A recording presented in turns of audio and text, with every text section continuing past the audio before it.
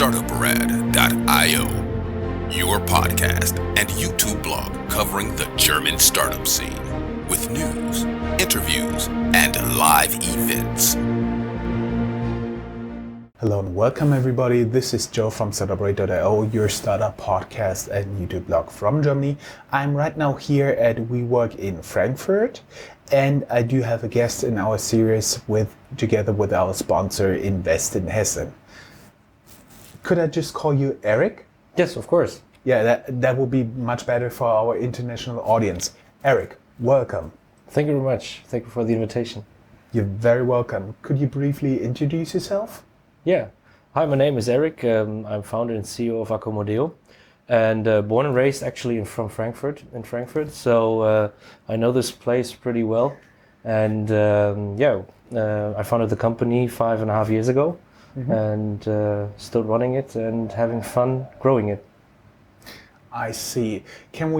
Before we start talking about your startup, can we first go a little bit to the experience that brought you to start a startup? Because in Frankfurt, I assume we're approximately the same age, and when we were young, everybody was talking about investment banking, asset management, being portfolio manager, being an investment banker. What did turn you away from it, or was it your interest to do something else? Well, if I explain my story, that's actually a pretty wild ride that I had. I never really went into financing or banking. My background is totally different. I worked in the beginning at a German radio station, and from that I had a very clear focus on media and everything around media. So this is how I started my actual professional career. At the radio station, and then I studied actually something to have my footprint in radio and media, which was music business. So there is a university near Frankfurt, it's Mannheim, the Pop Academy, where you can study music business, and my specialty was digital innovation management. So this was the first part where actually my media focus was colliding with the internet and everything around it. So it helped me actually to understand what innovation meant for the music industry, and we all know that there was a certain disruption happening in that area. Yeah, think about Napster. Exactly, not only Napster, there were quite a few who had to change their business model by it. And it was very interesting for me, so I followed that path of digitization into different routes. And one of it was working at Deutsche Telekom, Products Innovation Department, where I was able to work at some lighthouse projects. So this was the area where I learned that there are some very big multinational companies in this world which are very slow. They try to work agile, but they don't do so. And we may add for our audience, because like 90% of the people listening to this or watching this are not from Germany. Deutsche Telekom used to be the monopoly telecoms and mail provider in Germany, and then they were split up, and now Telekom is basically doing mobile. The US may know T-Mobile. Exactly. And landline, internet, Wi-Fi hotspots, stuff like that. Yeah, and I think they have a very wide footprint from telecommunication, but they also had their footprint in some kind of different startups. So they tried something in collaboration with the Silicon Valley in order to create the new voice over IP solution, because they have a very strong footprint in client base in the small and medium enterprises in Germany, and by that they had to upsell and to innovate their own.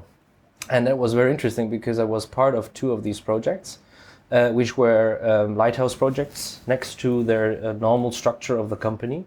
So for me, it was the opportunity to have a little bit more of startup spirit inside of Germany, which was during that time still very unknown, because everybody was traveling to Silicon Valley and somewhere abroad, but nobody really was looking into the own markets and what actually that was meaning for Germany and how to actually implement it. So it was very good learning for me to see that there is some kind of communication differences and also some cultural differences about working in a German company, collaborating with some startups from the valley. And for me, it was a clear thing that I decided not to go further with a multinational company because it was too slow for what I was passionate about. So I started to work on my own, and I was a consultant for different companies. I had my own company doing online optimization of different kind of point of sale optimization. We used eye tracking. And with the eye tracking, it was possible to do all kind of tests. And this was really interesting to see how people interact with homepages, how people interact with video, how people interact with all kind of digitization. And this measurement brought me next steps. And in the end, there was this big situation that I had my second studies of digital pioneering, another well-sounding master's degree, where the idea is that this digital innovation or business case innovation is trying to bring in the classical methods of disruption and innovation into bigger companies. Mm-hmm. So to support entrepreneurship, but also entrepreneurship in existing environments.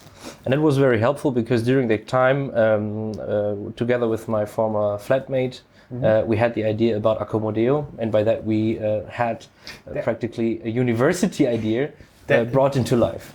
That is actually the point, because you started out talking about like Pop Academy in Mannheim, like a Deutsche Telekom, and I always thought, where do we get like closing the ring towards a prop tech startup? Because I do believe you're more or less like now doing a prop tech startup, right? Prop tech, I wouldn't think so, because the service that actually is used is the booking engine for our corporate clients. Mm-hmm. I would call it more a business travel startup. Because what we deliver to our client base, and the client base is very clearly multinational corporates that have the need of apartments all around the world. We provide them one simple platform where they can book apartments all around the world from 1 year up to from 1 day up to 2 years. And this is where we have a little bit of the problematics of how to sell this idea, because obviously we have the infrastructure which is necessary to do the service and the business that we sell to clients, but actually I would see us more in the perspective of a business travel area instead of just prop tech, because it's more about the customer experience, to get them booked, to make the market transparent, and to make it an easy, seamless travel experience for any stay which is longer than 3 nights. So you're travel prop tech. Yeah, a little bit like that. I see. I like that idea. And we may add, for the people who are watching this, who are listening to this audio podcast, that a lot of companies, especially when they get larger, they tend to send people abroad to secondments or something like this, where they spend like a month, a year, or even 5, 10, 15 years somewhere abroad. I just talked to an Italian guy who lives now for 18 years in Singapore, and he thought when he was sent over that he'll stay there for 3 months. Yeah. Exactly, that are the trends that we are building up to. We see that there is a lot of trends of mobility for employees. You have home office, but you also have these projects abroad where you have much more agile teams coming together for a certain goal. And then they just spread across and have new projects all over the world. And Acomodeo directly tries to supply these kind of companies with a product which makes it much more comfortable to stay more than 3 nights. Because if you ever stayed in a hotel for more than 3 nights, this is something where you don't have fun at all. And we try to make it a convenient and professional solution, because if you compare it to Airbnb and the private sharing outside in the market, you often have to change your way of traveling. You have to wait for the host to do the introduction in your home. Sometimes you don't even have an invoice which you can use to do your accounting and billing in the end. So this not really fits into the travel requirements of a business traveler. And that's where we see this big opportunity right now, that there is a lot of this professional suppliers in the market. We digitize them. We make sure that they are according to our minimum standards. And then we make them directly bookable and online bookable for the companies all around the world. And this is where this really helps to do all kind of relocation cases, project cases, but also, of course, if you have new hires, to get them to a location and give them an easy start, because then, of course, our average length of stay is around 60 nights. During that period of time, having a rental flat agreement or all kinds of complicated stuff managed is not very seamless. If I do understand it right, let us think from like the perspective of a startup founder who is now looking for an apartment for people like for 2 months, 60 days in New York. What would he need to do to start doing business with you guys? It's actually very easy. We have our own public available platform, which is Acomodeo.com. So you just go on there. If you register, you have access as a company account. You have access to our pre-negotiated rates for corporates. And then you can do a search. We have a lot of inventory in some destinations, which you can directly book up to 2 years. And also, if you're not happy with the results you see in the first site, you can do a special inquiry. And then our system goes and matches to the suppliers that are in the same region that you're looking for, which are matching to your pricing, which are matching to your special requests. And then we ask them to provide an offer, which you can then directly book. This is the approach for everyone to start. Providers, you're saying providers, what I have in mind is something like service departments, where basically you go for work, you have furniture, you have everything in there, you just drop your stuff there, you start living there for 2 months, you get cleaning service, laundry service, and you only shop your food and you don't need to take care a lot of the apartment. Is that what you have in suppliers? Exactly. So we make sure during our onboarding process, there is actually no opportunity for a provider to onboard himself and be directly available online.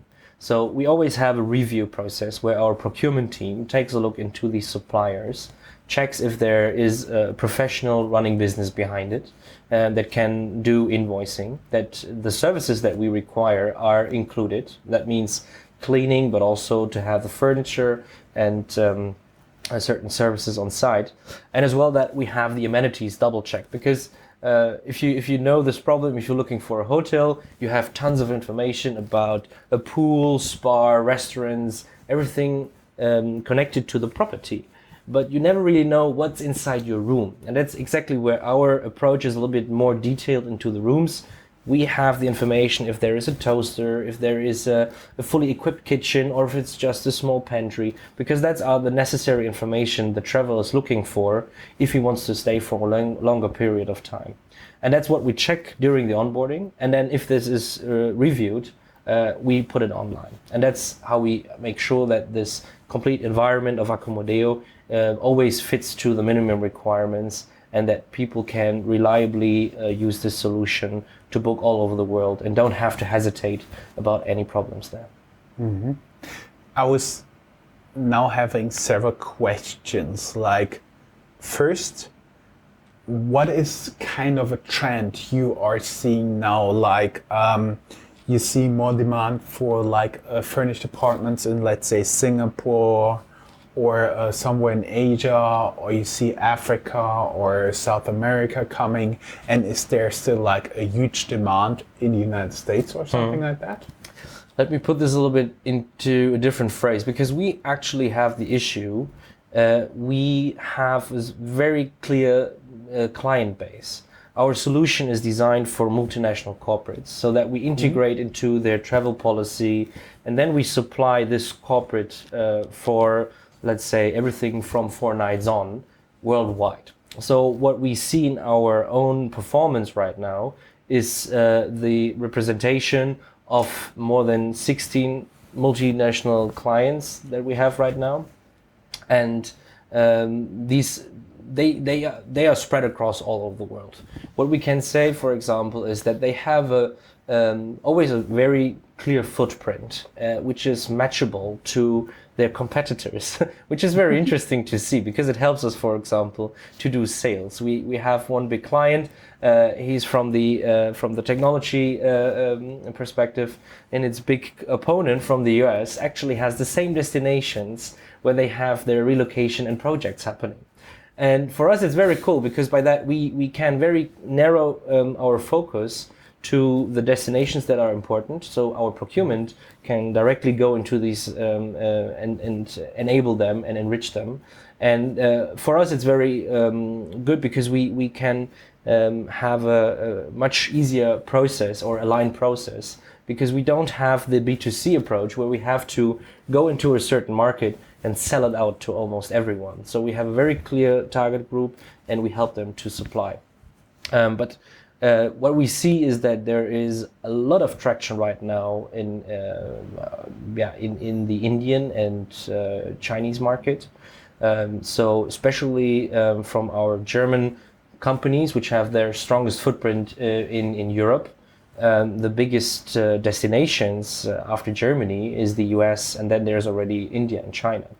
And that's very interesting, because from the normal conversations, you never really had the feeling that this is taking so much of the travel volume. But actually we see this right now, it is happening. And of course, especially during such times as today with coronavirus, you also see how this travel changes. And that's something we are very happy to see right now, how these companies are evolving. And also we are some of the first that see if they are changing something. If there is a new construction site they are working on, we are the first that are getting these requirements to have accommodation on site. And that's how we are already very, very collaboratively expanding our inventory to the performance of our client base. Last question would be like an example of what is now in high-end demand. Like, for example, I could imagine every apartment comes with cleaning, laundry service, and whatever. Are there like apartments and people that request like special dog walking service or something like that comes with the apartment, like pet friendly, whatever? Yeah, I think what we see is that, especially for projects, the comparability is very clearly to a hotel. They just look for a more comfortable alternative and want something where they can also feel at home. If you go more into the super long stay segment, where you have relocation and you have maybe also longer projects, I would say from 3 months on, you also see that they are trying to get their whole life infrastructure with them. So this could be the family, that can be also pets, and by that you have very special requirements to such bookings, and that also is something where we try to automate it as much as possible.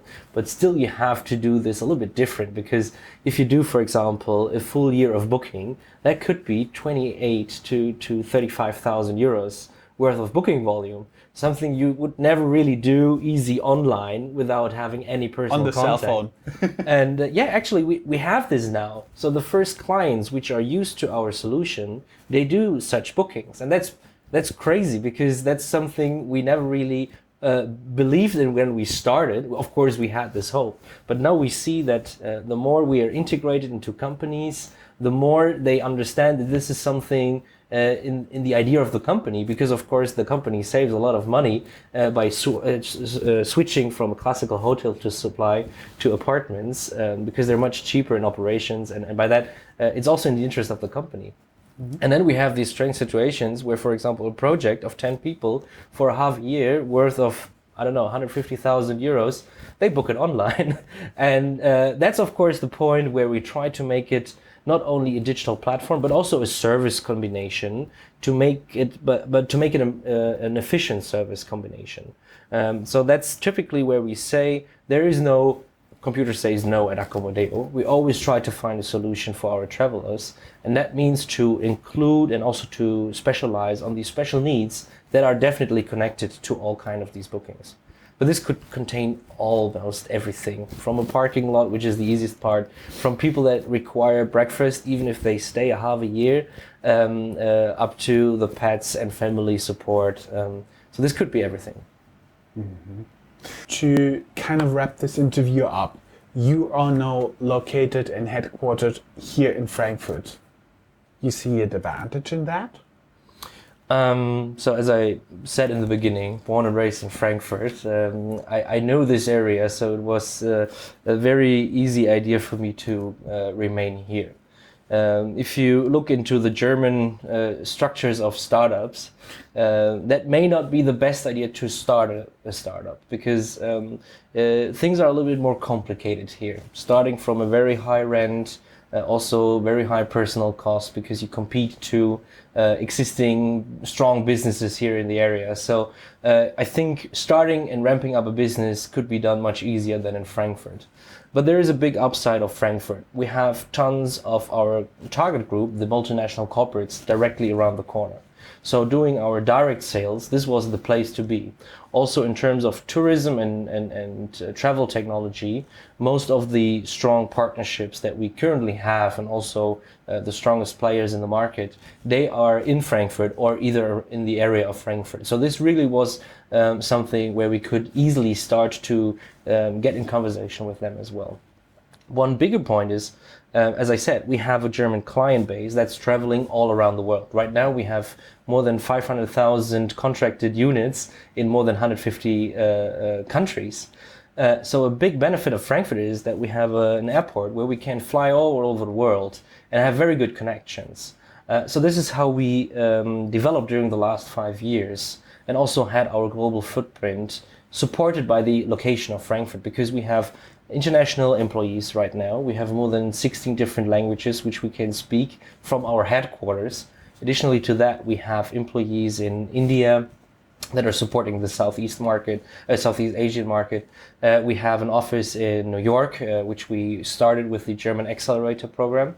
And for that, we have our footprint also to Americas, because they really have the need for a local person to contact for. Everything they have to do with Europe, that's not easy and convenient for them. So we understood this market need, and we also supported that. And yeah, right now I think this is the setting that we are actually pretty happy with, because we can do a lot from Frankfurt. It's not restricting us in a lot of ways.